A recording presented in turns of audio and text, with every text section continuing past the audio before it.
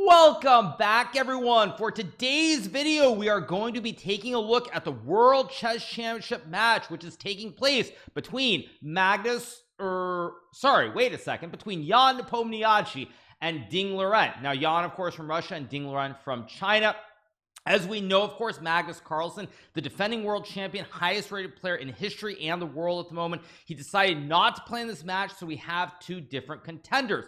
All right, so game one today being held in Astana in the great country of Kazakhstan. Let's jump right into the action. Here we go. So first game, Jan Nepomniachtchi starting with the white pieces, and we get this move pawn to e4.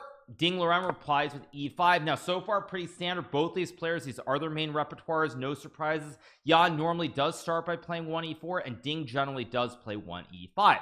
We get knight to f3, knight to c6, and now we get this move bishop to b5 here. This is the classic Ruy Lopez, or the Spanish opening. It's been around since the 1560s when the famous Spanish priest Ruy Lopez de Segura invented this great opening, which today is still very modern. It's been played in many world championship matches, many top level events. It remains a true test of time. So we get bishop to b5. Now we get a6 being played here by Liren. We get bishop to a4, knight to f6, castles, bishop to e7. And this is one of the starting tabias or positions that you get in the Ruy Lopez. And here Jan plays a very surprising move, bishop takes c6. Now, bishop takes c6 itself is not particularly strange, but normally white plays these moves either d3, which is the closed Spanish that I played in my match against Fabiano Caruana very recently in the Chessable Masters, or this move rook to e1. These are the two moves that tend to be played the most frequently. Now, rook e1, many games with this line, bishop b5, bishop b3, castles. And now if white plays the move c3, most likely Ding was intending to play d5. This is the Marshall Gambit. Very solid opening. Even now, when it's been around for 70, 80 years, it remains unbreakable. It was played by Frank J. Marshall, the American champion, against Jose Raul Capablanca many years ago. Most likely this would have been Ding's response. However, Jan decides to play bishop takes c6 instead. Now, this is called the delayed variation of the exchange Spanish. Normally, the way you get to this position is after a6, white takes on c6 right away, and then after castles, black can play bishop g4, f6, many other moves as well. Nonetheless, we get the deferred. So here we get d takes c6 being played, and now we get rook to e1 to protect the pawn on e4. If white were to capture this pawn on e5, black can simply capture back, and after rook to e1 and knight f6, there are no fossils with knight takes c6 because the bishop is in front of the king. Now, it's also worth noting that here black has the two bishops as well. So what white is trying to do is prove that the bishops, they don't have great open diagonals here, and the development in the center by bringing the knight to the board, maybe playing d4 down the road, there are a lot of different possibilities. So after rook to e1, we get knight to d7 here being played by Ding to protect the pawn on e5. Jan now plays a very interesting move, pawn to d4. We get pawn takes pawn and queen takes pawn, castles, and now this move bishop to f4, developing the bishop, putting it on a very nice square where it always keeps an eye on this pawn on c7. Game continues with knight c5, and now we get queen e3. Very important to note that in this situation, because black has the bishop pair but also the double pawns here, what is white's advantage? Like, generally when you're playing chess at the highest level, having the bishop pair is considered advantageous. So in this situation for white, you don't really want to trade the queens, because in the long term the bishops will be able to activate with bishop e6, bishop f6, and black should be a little bit better here. So Jan plays queen to e3. We get bishop to g4. Now, this is already the first one that's interesting here. Ding could have played this move knight to e6 after bishop to g3 here. The bishop is always keeping an eye on the pawn. Computer thinks that after rook to e8 and knight bd2, black is okay here, but I would argue that it's very difficult for black to play, because here it's hard to activate the light square bishop. The knight is in the way, so you can't bring the bishop out to g4. You also have this pawn on b7. Now, you could maybe play b6, but after a move like rook a d1, bishop b7 and knight c4, now the d file is a big problem for black. And after queen c8, let's just say white plays a move like, I don't know, c3. If you go c5 here to open up the scope for the bishop, now your dark square bishop isn't great here. It doesn't really have any scope on these the f6 to h4 diagonal, or from the e7 to c5 diagonal either. So at this point, it's a little bit tricky. So it's hard to know what the exact concrete setup should be for Liren here, but instead he just plays this move bishop g4. Very simple approach here, where he wants to bring the bishop out, maybe put it on h5, keep an eye on the knight, or maybe even put it on g6 and target the pawn on e4. So now Jan plays knight to d4, we get queen to d7, knight to c3 played, rook a d8, and now let's move knight to f5, which is a very interesting move. Now I will add, I suspect both players are already somewhat out of theory. If I had to take a guess on where they left theory, it's probably around move 11. Somewhere around here is my guess in terms of where Jan left his theory. Probably knew that you have quick development with knight c3, knight d2, rook d1, good bishop targeting the pawn on c7, and somewhere around here is where he was out of theory. As far as Liren goes, if I had to take a guess, I'm going to presume that somewhere around this point is where he was surprised. Now again, the game is still ongoing. We're trying to record this in advance of the game finishing, because I'm pretty sure the game will be ending very, very soon. Which is why you still see the timers running, which is also why I can't tell you what the time usage was, because of course I was not awake at 5 a.m. Eastern time. So in this position, I suspect this is where Ding was probably out of his theory. I think probably up to this point he had looked at moves like d3, maybe b3, even with bishop b2, etc. So I think around this point is where both players were out of their theory. So anyway, the game continues with rook d8. We got knight f5 here. Now the computer actually likes this very unusual move, pawn to h3, which is weird because currently your knight is under attack. Black is attacking it with 2 pieces. You're only guarding it with one piece. So h3 in and of itself seems a little bit odd. Nonetheless, computer really likes it. And I actually have to laugh here because the top computer move, even with the weaker stockfish here, is the obvious move, rook f to e8. So basically you don't take the knight, you don't move your bishop, which is under attack, but you play rook f e8. Of course, don't ask me why. I'm not even going to try to pretend why that is the move the computer likes. However, after h3, it is worth noting that if black were to play the logical move queen takes queen, there's a very tricky tactic with knight to d5 here, attacking the bishop on e7. Currently the queen is under attack because you've broken the coordination between the rook on d8 and the queen on d4. So in this position, after knight to d5, let's say black plays queen takes queen on e3, you go knight takes e7 check, king has to move, and after bishop takes e3, suddenly both your bishop and your knight are under attack here, and you're going to be down either a knight or a bishop. So this move is very, very dank. It's not something that I would necessarily expect Jan to find, especially if you're unprepared, because it's just so sudden, so out of the blue that you don't really expect it. At any rate, it was the best move.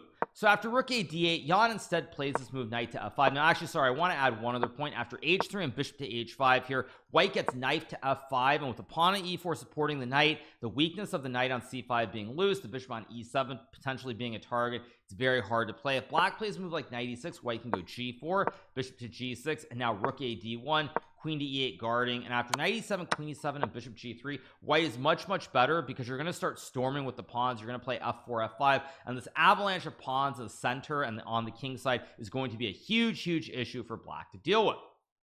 So in this position, Jan instead plays knight f5. Now it's worth noting that pawn avalanche is something that will be very critical down the road. So we get knight f5 here, we get knight to e6 being played by Ding, very logical move. However, bishop takes f5 was supposedly a little bit better because after pawn takes, there's rook f e8, g4 to guard the pawn, bishop d6, queen to f3, and apparently after takes and queen d6, black is completely fine, but it does feel a little bit sketchy here for a couple of reasons. First of all, your knight is a little bit loose. So say you play a random move like bishop f8. After b4, your pony is simply trapped. It can't move to a4, b3, or d3. All the squares are covered. Can't go to e6, pawn captures e4, it gets captured as well. So it's very tricky. So here Ding plays knight to e6 instead, and now after knight takes e7, we get queen takes e7, and Jan plays this move bishop g3. Now after playing bishop to g3, the idea is very simple. What Jan wants to do is create this nice chain of 3 pawns from g2 to e4, as well as having this excellent bishop on g3. So we get bishop to h5 being played here. Jan plays f3, connects the pawns, always spying this pawn on c7, and now f6 is played here by Ding. We get pawn to h3, h6, king to h2. Some very slow moves here. Jan trying to improve his king position, Ding trying to just also create some space for his king as well. It's worth noting king h2 has a very important point to it. One move that might look very attractive from a distance is this move queen to a7, attacking the pawns on b7 and a6. But after queen to b4 here, you do have to be a little bit careful, because when you play a move like rook a b1, black first of all has the kebab with rook to d2, but black also has this move queen to b6 as well, which simply trades the queens off the board, and now black should be able to draw this game very easily. Also, of course, it's worth noting that in world championships, generally the psychology around the games is that when you're playing with the white pieces, take your chances, have that great preparation. When you have the black pieces, you want to be a little bit more solid. So if you can draw at game 1, get your feet under yourself, get into the match, that's definitely what you're hoping for. So Jan plays king to h2. We get bishop to f7 being played here by Ding Liren. We get rook a d1 now, and this move pawn to b6 is played by Ding. Now this is the start of a plan which I understand, but it's actually a little bit dubious, and the reason that I suspect Ding played this idea with b6 and soon a5 is he probably was thinking that the pawn structure is similar to the Berlin defense. So if we look at the Berlin defense, I'm just going to set up a position for you guys, just a random position here. There are some positions in the Berlin where black will play something like, let's just say I go b3 b6, and black tries to create this chain of 3 pawns. Now there is one big difference in this Berlin structure versus the structure we have from this delayed Spanish, which is white's bishop is on c1 here, so you can't put the, even if you could get the bishop magically to g3, which you can't here, you're still not really targeting anything on this long diagonal towards this pawn which is next to the queen, because the diagonal is closed. So Ding, when he plays b6 here, what he's looking at is he's looking at this from the standpoint of, okay, we have this situation where the pawn structure is very, very similar. Let me get to the right position where the pawn structure is quite similar. You can get the pawns on c7, b6, and a5, but at the same time, because the bishop is on g3, if knights somehow come off the board, there's some trades here, this game will probably lead to a big advantage for white due to this bishop being able to capture the pawns on the dark squares. So after b6, we get a3 being played by Jan here to stop queen to b4. We get a5 played by Ding. Now computer already doesn't like this. I myself don't like this either. I think all the way back here, again, I'm not in a situation, so it's easy for me from the outside being critical of the players or their moves, but I think what Ding should have done is played a quiet move like rook f8, just waiting to see what Nepo's reply would be. Now again, it's very hard because you don't really want to sit around and just do nothing, because rook f8 doesn't really create any threats. Nonetheless, it would have been a little bit better, I think, than going for b6 and a5, because this is also very committal. You can't really push the pawns up the board, and as I said before, these pawns can all become big weaknesses on these dark squares. So we get knight to e2 being played here. Now we get rook takes rook, rook takes rook, rook to d8, rook d3 is played by Nepo. Now another move that's interesting, now on the live broadcast which had Anish Giri and Daniel Naroditsky, they were talking about concepts with opposite color bishops and how you generally don't want to trade off the rooks or the queens. Sometimes, like in rook and bishop endgame specifically, if it's the opposite color bishops, you can be winning. And I kind of like rook e1 a little bit. Rook d3 I also think is reasonable, but I feel like perhaps when we look at this structurally, I think in general I don't like the fact that Jan wanted to trade the rooks at all. I think probably a better try was something to try and trade these knights off and keep all the rooks on the board, maybe a double stack, maybe e5 ideas, and it just feels a little bit conceptually wrong in my opinion. So we get a5, knight e2 is played. Now of course Ding wants to trade off pieces. He's a little bit worse here. White has a better pawn structure, bigger center, black has double pawns, also pawns on the dark squares, so you want to try to avoid any tricks. So we get rook to d8 being played here. Now we have rook to d3, pawn to c5 being played by Ding Liren, and now we get this move queen to d2. Now this move of course is trying to force Ding to trade the rooks on d3 rather than white trading. So if you trade the rooks on d8, black can claim control of this d file. Sure, you can play queen d3, but after the queens come off, it's simply going to be a draw. And so you want to force black to trade, so that when black trades the rooks, now black cannot contest the d file with queen to d8, because after queen takes queen, knight takes queen, and bishop takes c7, the whole house is going to fall here. Black is down at least one pawn, or sorry, black is already on 2 pawns, if not 3 pawns soon, so it's a disaster. So here Ding plays this move c6. Now this is a big mistake by Ding. Now again, obviously I'm not playing in this match. I have played the candidate, so I have some idea of what the pressure is like. This move feels like a reaction from Ding, being low on time here and just trying to play a move and not really thinking it through. Now it's also possible, as we'll find out in the post-game interview, that Ding might have made a clean miscalculation, but this feels like a move where he's a little bit worse, there's pressure, he's low on the clock, and you just need to do something, and he sort of loses his nerve just a little bit. So he plays c6. We get rook takes rook, knight takes rook, not queen takes, of course, because after the queens come off the board, and we get bishop c7. Now black loses the pawn, and after a4, knight c3, it's a disaster. You're going to lose at least the pawn on a4, if not a pawn on c6 or c5 here, and white should technically be winning. So here we get knight takes d8. Nepo plays queen f4, an excellent move here, by the way, trying to infiltrate with queen b8 or queen to c7. Now when I was watching this live at the time, I've already felt like this would be very, very scary for Ding Liren. I think that I thought there was a very good chance he would lose this game, and the computer already starts to think that it's pretty bad too. It's giving white a big advantage of plus 1.2. Now here we got pawn to b5 being played by Ding, and I think this is where we'll find out whether it was a miscalculation or what he missed, because in my opinion I think Ding's idea was to play queen b7, stopping this queen b8 move, and he simply overlooked this move queen c7 here, offering the trade of the queens but also attacking the knight. If black plays queen to a8 after queen takes b6, white is simply winning here. He's up a pawn. These pawns are very, very weak, no counterplay whatsoever. And if black trades the queens on c7, now again the knight and the pawn are under attack, and after knight e6 bishop b6, white should win. So I suspect that Ding missed this, but again, without seeing the post-game interview, hard to know yet what exactly happened. So Ding plays b5 instead. We get this move queen to b8, king to h7 being played by Ding, and now we have bishop to d6. Now this is probably the critical moment of the game. I would say up to this point there may be some slight things that I think Nepo could have done better. Maybe I don't love the rook trade, maybe he should have tried to trade the knights, but overall I would say that Nepo has played a perfect game to this point. Now here he plays bishop d6, and this is probably a situation where bishop c7 would have been a better move, because after the knight goes to e6, white wins a pawn here, but black can play knight to d4. Now the point behind knight d4 here is that we have opposite colored bishops. So even though in this position when you do the material count, white has an extra pawn, 1, 2, 3, 4, 5, 6, 7, 1, 2, 3, 4, 5, 6, white has an extra pawn here. However, with the opposite colored bishops on the board, it's going to be very, very difficult to win this game. That being said, I do feel that after bishop b6 attacking the pawn, queen d7 guarding the pawn, bishop c5, d3 trade, and queen c7, bishop e8, while black can try to defend this, white will have very good practical winning chances. And one reason for that, very simply, is let's just set up this endgame with the opposite colored bishops. Now in this position it's opposite colored bishops, white has an extra pawn, but there's one important thing about the extra pawn here, which is that in this position, if this a pawn magically was on c3, let me see if there's a way I can set this up somewhere back here. How do I set this up? Actually, I'll set up this is how I'll set up, you guys. So let's just say magically you get some position. I'm just trying to set this up, doesn't matter how I do it exactly, obviously the moves don't matter, but if we get some position where this is how we'll do it, actually, is we get some position where it's like this, you end up with the two pawns on the same files here, and you cannot create a passed pawn. So because the pawns are on the same side of the board here, this is an instant draw. White can never win this game.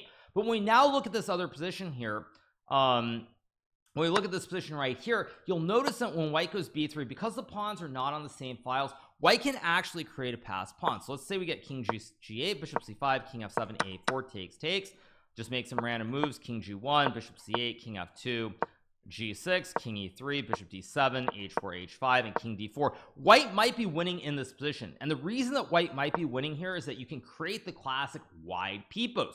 Now you're wondering, how do you do that? The way that you do that is you play a5, and after bishop a6 you'll just go g3, bishop b4, and let's just say I'm just going to set it up in a clean way. You end up in a situation where you get these two pawns on e5 and a5. These are the classic wide pipos. The pawns are split wide, and after king e6, bishop c3, king d7, king c5, black is going to have trouble stopping both the pawns going up the board, the bishop being activated, king b6 as well. And as you can tell from the evaluation bar, white is already completely winning. So the possibility of creating the wide pipos is very important, and that's why I think bishop c7 would have been a better choice than playing bishop to d6. Nonetheless, we got bishop d6, queen to d7 is played here, and now we have this move knight g3 played by Nepo after a bit of a think. Now the other reason that I think that this was a mistake is because watching the live stream, you could see Nepo's reaction after queen d7 was played, and he was unhappy, shook his head a little bit. It's not like he was mad or super frustrated, but he clearly had missed something, miscalculated whatever it was, and he wasn't happy, and he played this move knight g3 fairly quickly. Now I don't know what it was. He still could have tried to prove more of an advantage with queen c7, but after takes and knight b7, the computer really likes this for white, but for us humans, looks like black is holding both of these pawns with the knight. Opposite color bishops should be very good practical chances to draw the game. So we get knight to g3 being played here by Nepo, and now we get this move knight to e6 being played by Ding, and now f4. Now f4 is a mistake in the sense that it essentially throws away the whole advantage. If Nepo wanted to play for this f4 idea, he should have played this move c3 first, because if he plays c3 first, what it does is it prevents this knight from jumping to the center with d4, and there really are no access points on the king side either. But by playing f4, Ding has a golden opportunity here to play this move to play this move, knight to d4, and equalize on the spot, because now if white takes on c5, you have knight takes c2, and if white plays this move c3, now the knight jumps to b3, you can go to d2 as well, put pressure on the pawn on e4, and white really has no advantage whatsoever, because when you think about the position, the only advantage that white has here is that the bishop and the queen are well placed. Black's pieces are a little bit passive, and so black has no issues here with the knight jumping. H5 h4 may be an idea as well, and black has no issues. Instead, Ding plays h5, and now of course Nepo plays c3 to prevent the knight from jumping. Here Ding plays pawn to c4, which is apparently a slight mistake, but it doesn't really change the outcome of the game. The computer really likes h4, knight f1, now bishop h5, activating the bishop to e2 and d3, or d1 and c2 to put pressure on the pawn on e4. Nonetheless, Ding plays c4. Here Nepo plays h4, important move. On first glance, f5 looks like a very strong move, but black does not play knight g5, because then you have h4 trapping the pony. There are no squares the knight can jump to, and if black goes knight d8 after bishop c7 h4, let's just say knight h1, the pony is trapped again. You can't go to e6, you can't go to b7, and I will just gobble the knight on the next turn. So Nepo plays h4 to stop the pawn push and create the idea of f5 again, and now Ding correctly plays queen d8, essentially trying to trade the queens and force a draw. Nepo plays queen b7, trying to keep the game alive at all costs. We get bishop to e8, knight to f5, guarding the bishop on f5, and now queen d7 is played, and once again it's very hard to do anything. We get queen b8, and Nepo decides to trade the queens here and essentially resigns himself to the game being a draw. Knight takes d8 is played, we get knight d4, knight b7, e5, king g8, king g3, bishop d7 is played here, and now we get this move, bishop to c7. Now after bishop to c7, Ding plays knight to c5, activating the knight, bringing it into the center of the board. You have both knight d3 and knight e4 as well. Bishop takes a5 is played here, we get king to f7, we get bishop to b4, knight to d3 is played here, and now we have this move pawn to e6. After pawn to e6 is played, we get bishop takes pawn, knight takes pawn, and as you can tell, even though white is temporarily up one pawn, you're going to lose this pawn on b2. Opposite color bishops, no weaknesses either, because the pawns are on the same square as their respective bishops, so it's very equal. Bishop d7 is played, we get knight to d4, knight takes b2, king f3, knight d3, g3, knight c1, king to e3, and the game is drawn here. So a very imbalanced first game. I think my general takeaways is Ding was surprised in the opening. Nepo's preparation was better. Nepo legitimately had good chances to win this game. I would say objectively, I know some of the evaluations in his match against Magnus, he had big advantages, but looking at it from the human perspective, playing as a professional competitor, I do feel like Nepo's chances to win this game, this first game of the match, were higher than he had in any game in the previous 11 games of the World Championship match that he played against Magnus Carlsen. So for Nepo, great prep, was not able to really get Ding under the massive pressure. He was close, didn't quite get there, so it's definitely going to be a disappointment for Ding Liren. Obviously, he breathes a huge sigh of relief that he was able to save this game and draw it with the black pieces. So tomorrow they will play game 2. Ding will have the white piece. We'll see what his opening preparation is going to be. I would say so far pretty standard. Now the one thing, speaking of preparation, I think is important to note is Nepo once again starts out with e4. Will he continue to play e4? For me personally, I do not believe that this delayed Spanish is a variation that's going to hold up for many games. He might try it one more time, but I think most of why it worked out so well was due simply to the classic surprise factor of playing something that's not considered cutting edge at the top level. Nonetheless, exciting first game, more exciting than I expected it to be. And I hope you guys have enjoyed this recap, and we'll be back tomorrow with another recap of game number 2 of the World Championship match featuring Nepomniachtchi and Ding Liren. Hope you guys enjoyed it. See you all. Bye.